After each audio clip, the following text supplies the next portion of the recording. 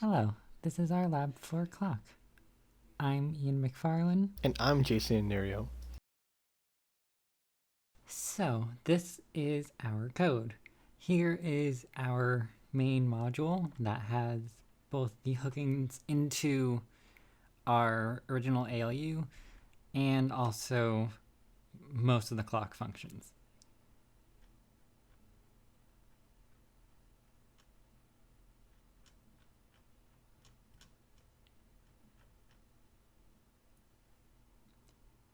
Here is where it does the timing of the clock so that it's actually on time with a normal clock, with a second equaling about a second. It also sets and resets the times of the minutes, seconds, and hours if they reach too high, like 60, or 13, and it sets them back to their initial values. It also changes out whether or not it shows if it's PM or not. That also uses our original ALU code to increment the second count and allows it to basically just increment every time, not on the clock, but on the tick of a second. And increments using the increment function built into the ALU. This is where the display is set. Basically, it takes, depending on which state the clock is in, it will display either the current time, the time that you want to set, or the alarm set time. Also has the ability for when a switch is switched to change from the 12-hour and 24-hour format. Here is the hex module, which has some changes from the ALU, where it has it so that the seconds and minutes can be displayed at one time depending on a switch, and if the switch is in the other position, it can then display the minutes and hours. Here's where it actually checks the alarm to see if it's at the current time of the clock, and if so, it sets it so that a LED on the FPGA blinks on and off every second. When approaching the different modes of the clock, we separate them into two distinct states. One state is setting the time integrated with the time format selection. One state is setting the time integrated with the time format selection switch and ability to change the time, while the other state is setting the alarm, also integrated with the time format selection switch. The time select variable is a small state machine that controls the three different values of time. These three values are hours, minutes, and seconds.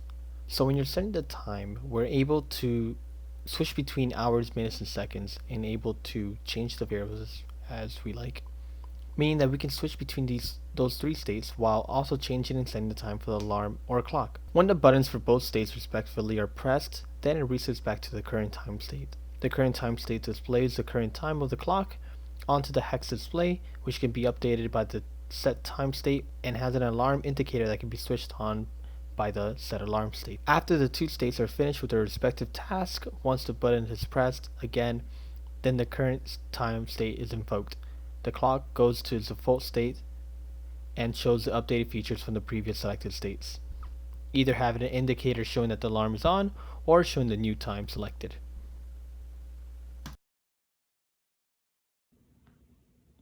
Here is the actual clock itself. As you can see, it's already kind of working. A minute has already passed.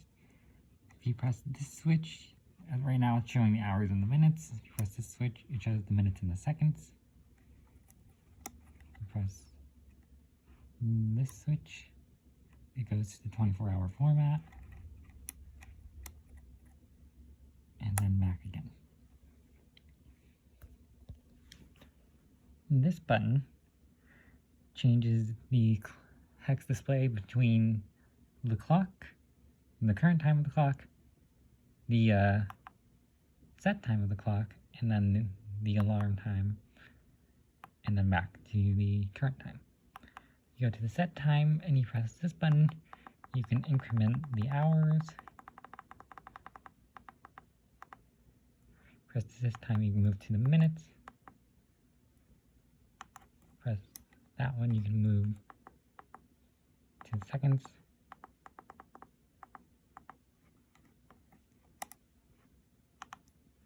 And then back to the minutes, or to the hours.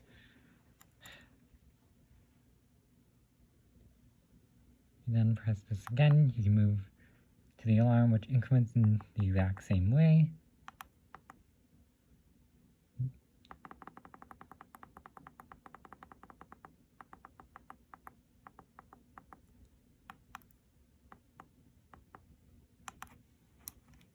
And you can set the alarm time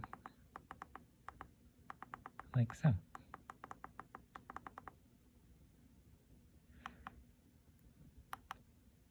And you can go back to the current time and see this. This middle button sets it to the set time.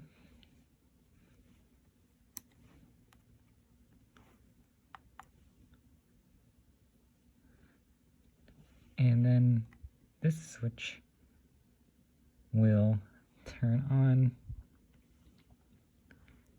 the alarm. You can see the alarm indicator right there, tell you the alarm is on. I set the time again. Wait the 10 seconds between the current set time and the alarm. The LED over here will start blinking to indicate that the alarm has gone off. And you shut the alarm off here, which will turn off both LEDs. And yeah. Then finally, if we go to set time again and flip the clock later, we can set the time, and you can see that this LED over here indicates that the time is PM, which that also goes off if switched to the 24-hour format. And that's our working clock.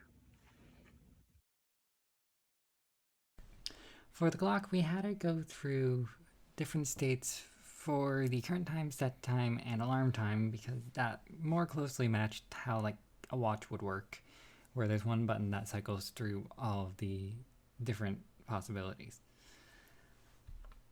It does work rather well, and the only problem with it is that it is mostly in one module, and it could be split up a bit more, and also the hex display, like the conversion from 12 to 24 and back again, could have been made simpler and in also one module instead of being in the main module itself.